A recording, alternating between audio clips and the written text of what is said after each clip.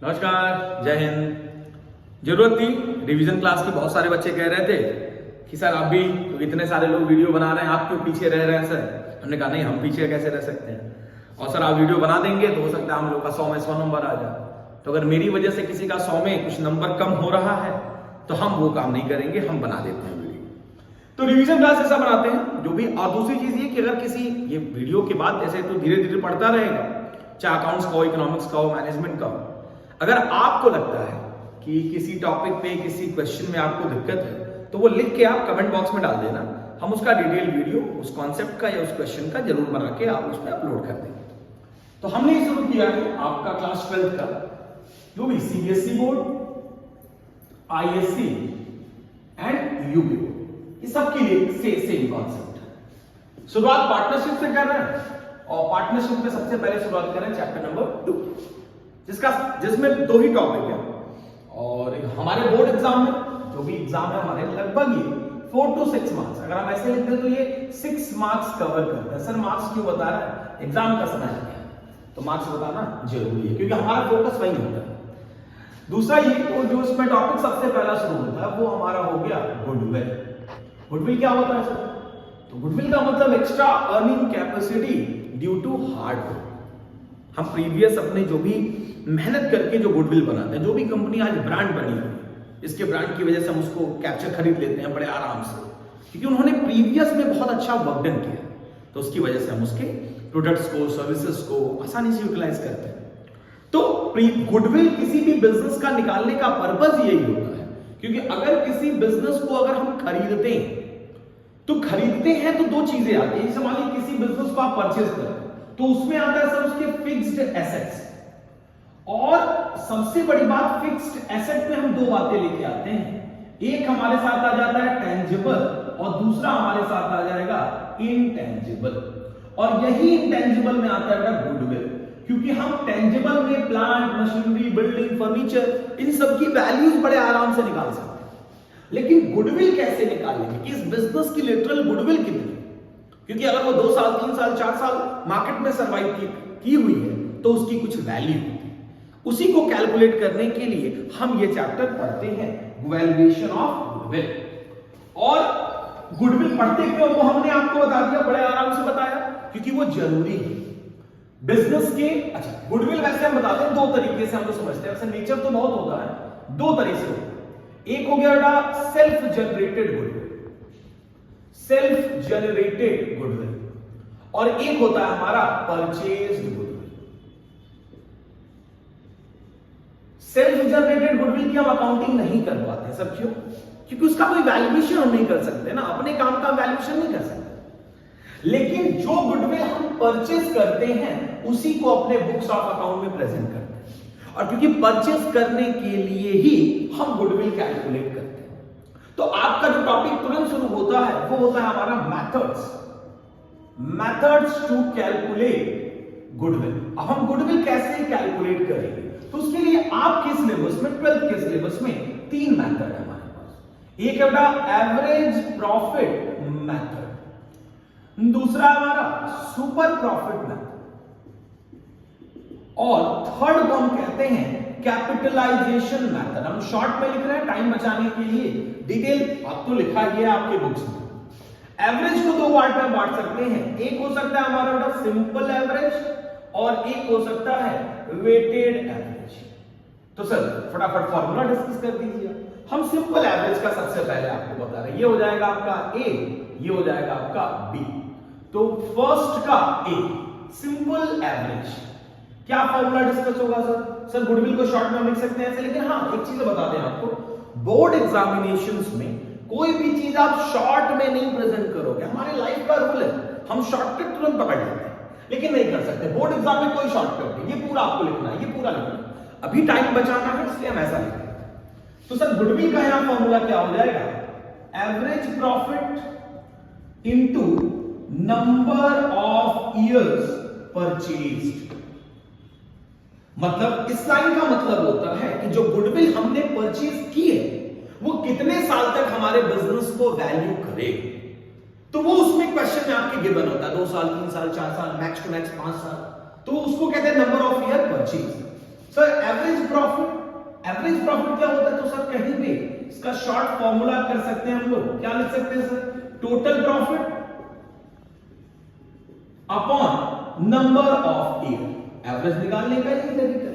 Total profit into number of year, जितने भी digit है। जैसे मान लीजिए हमको तो 3 साल का इंफॉर्मेशन मिल गया, 24 मान लीजिए 24-25 और एक मान लीजिए 22-23, ये प्रॉफिट है हमारे पास। प्रॉफिट से मान लीजिए 22-23 का 1 लाख, 23-24 का 80,000 और मान लीजिए 24-25 में नुकसान हो गया 60,000 का लॉस। तो अब इसका हम एवरेज करेंगे तो टोटल प्रॉफिट हो जाएगा, आप काउंट करोगे तो ये प्लस होगा दोनों, ये माइनस होगा, तो 180 120 हो जाएगा अपॉन नंबर ऑफ ईयर कितने 1 2 3 डिवाइड कर देंगे, कितना आ जाएगा सर 50,000। ये एवरेज प्रॉफिट है। और मान लीजिए क्वेश्चन में नंबर ऑफ ईयर परचेज आपको दिया हो, अगर नंबर ऑफ ईयर परचेज अगर दिया हो तो मान लीजिए 3 इयर्स, तो हम इसको कैसे प्रेजेंट कर सकते हैं? एवरेज प्रॉफिट है हमारा 40 into number of year purchase 3, ये आपका आ गया 1,20,000। सिंपल। इसमें एक और खास बात, जो वैल्यू माइनस में होगी प्रॉफिट के साथ साथ ये लॉस हो गया तो कितने से वो माइनस हो जाएगा, जैसे हमने यहां किया 180,000 माइनस 60 120,000। ये हमारा हो गया सिंपल एवरेज। इसी में एक फॉर्मूला, एक कॉन्सेप्ट और आता है weighted average. Weighted average profit, sir weighted average profit का फॉर्मूला तो गुडविल ऐसे ही निकलता है। गुडविल कहता है sir weighted average into number of year purchase, same concept, number of year purchase. तो सर वेटेड एवरेज कैसे निकलेगा? तो ये कहता है सर वेटेड एवरेज प्रॉफिट निकालने का तरीका यहां पे बाबू, यहां हो जाएगा total product of weight, total product of weight, weighted profit कह सकते हो, अपॉन टोटल वेट। सर वजन की बात कर रहे हैं, बॉडी शेमिंग कर रहे हैं? बिल्कुल नहीं कर रहे हैं, कॉन्सेप्ट बता रहे हैं। एक एग्जांपल के तौर पे हम यहां दे सकते हैं, मान लीजिए क्वेश्चन दे दिया calculate goodwill by weighted average. Sir question कैसे देगा?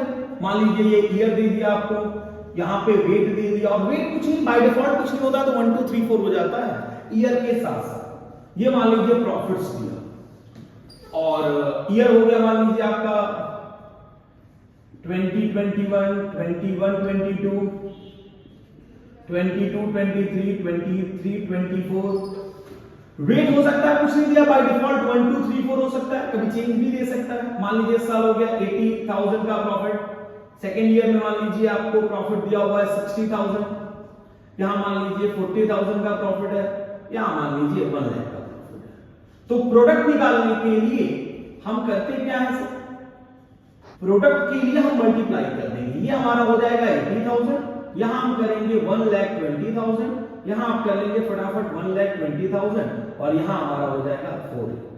अब इसका हम सॉल्व कर लेंगे, रुकिए हम कैलकुलेटर का सहारा लें, क्योंकि इतना आसान कैलकुलेशन हम खुद से नहीं करते। मेरी आदत है जब डिफिकल्ट होता है 2 + 2 तब हम खुद से करते हैं, आसान हम खुद कैलकुलेट नहीं करते। तो यहां टोटल प्रोडक्ट आ रहा है, टोटल इसका समीशन आ रहा है 4,60,000 और टोटल प्रोडक्ट का वो आ जाएगा टोटल वेट, तो ये आ जाएगा 710। तो एवरेज प्रॉफिट हम यहां लेके आएंगे, weighted average profit, total product of weighted profit, ये आ गया आपका 3,60,000 upon total weight 10। Average profit आ गया आपका 36,000। अगर नंबर ऑफ ईयर परचेज यहां भी 2 साल अगर हम ले लेते हैं तो इनटू 2, तो आपका गुडविल आ गया 72,000। बहुत आसान है। इसमें एक कॉन्सेप्ट आता है सर, नोट, इसमें कॉन्सेप्ट क्या आता है? कभी कभी क्या होगा, पहले एबनॉर्मल अगर प्रॉफिट दिया है तो उसको उस साल के प्रॉफिट में डिडक्ट कर देंगे, और अगर कहीं एबनॉर्मल लॉस दिया है तो उस साल के गिवन प्रॉफिट में उसको हम ऐड कर देंगे। सर रीजन क्या है? एबनॉर्मल, क्योंकि बिजनेस हमेशा नॉर्मल सोचता है, एबनॉर्मल कंडीशंस को जस्टिफाई नहीं करता। जैसे लाइफ में हम एबनॉर्मल चीजों को याद नहीं रखते हैं, हम हमेशा अपने आप को नॉर्मल लेके चलते हैं, वैसे बिजनेस भी हमेशा अपने आप को नॉर्मल ले चलता है। अगर एबनॉर्मल प्रॉफिट हुआ है इसका मतलब वो प्रॉफिट अचानक से बहुत ज्यादा बढ़ जाएगा, तो एवरेज प्रॉफिट फिर डिस्टर्ब होगा, इसलिए उसको क्या किया जाएगा? वहां से डिडक्ट कर दिया।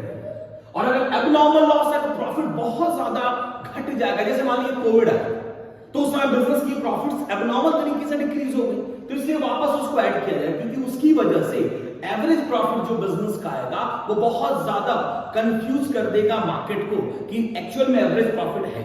इसलिए जब भी एबनॉर्मल प्रॉफिट होगा उसको हम डिडक्ट करेंगे, एबनॉर्मल लॉस होगा उसे हम ऐड कर देंगे।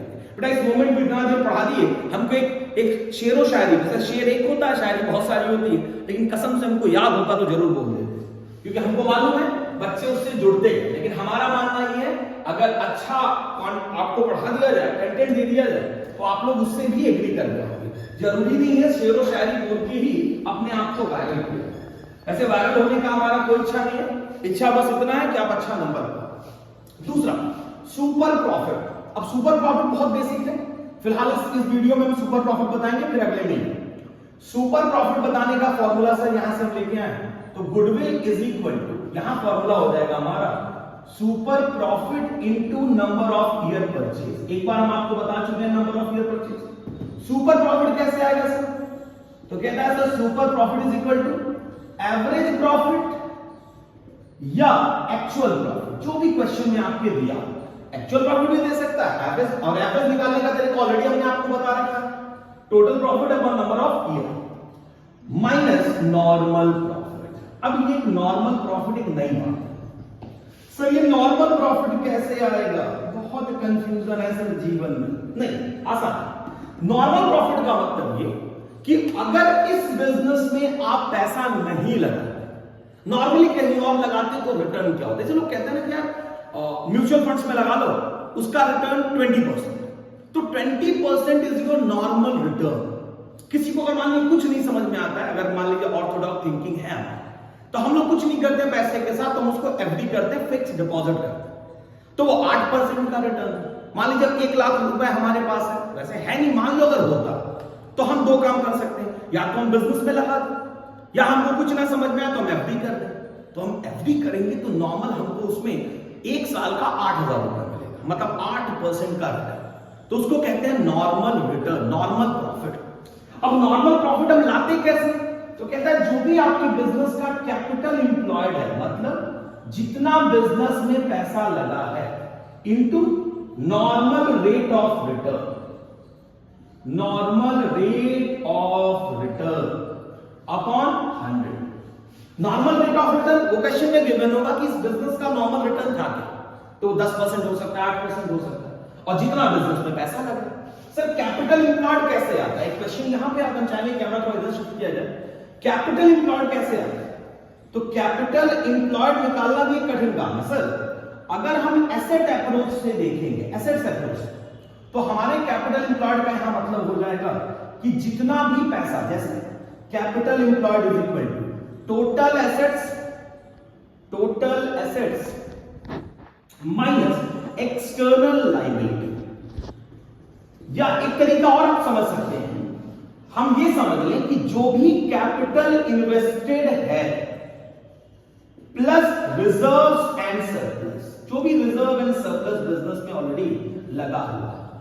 अब क्योंकि ये पार्टनरशिप का कॉन्सेप्ट है, इसलिए इसमें लॉन्ग टर्म बोरोइंग शामिल नहीं होता है, लेकिन कहीं कहीं कैपिटल इंप्लॉयड में क्वेश्चंस में हम लॉन्ग टर्म बोरोइंग को भी शामिल करते हैं कैपिटल इंप्लॉयड के लिए। रीजन, क्योंकि लॉन्ग टर्म बोरोइंग अगर हमने बैंक से लोन ले रखा है, किसी फाइनेंशियल इंस्टीट्यूशन से लोन ले रखा है, तो हम बिजनेस में लगाने के लिए ही लेते हैं, तो इसलिए कैपिटल इंप्लॉयड में उसको भी शामिल किया जाता है, जैसा क्वेश्चन में दिया है।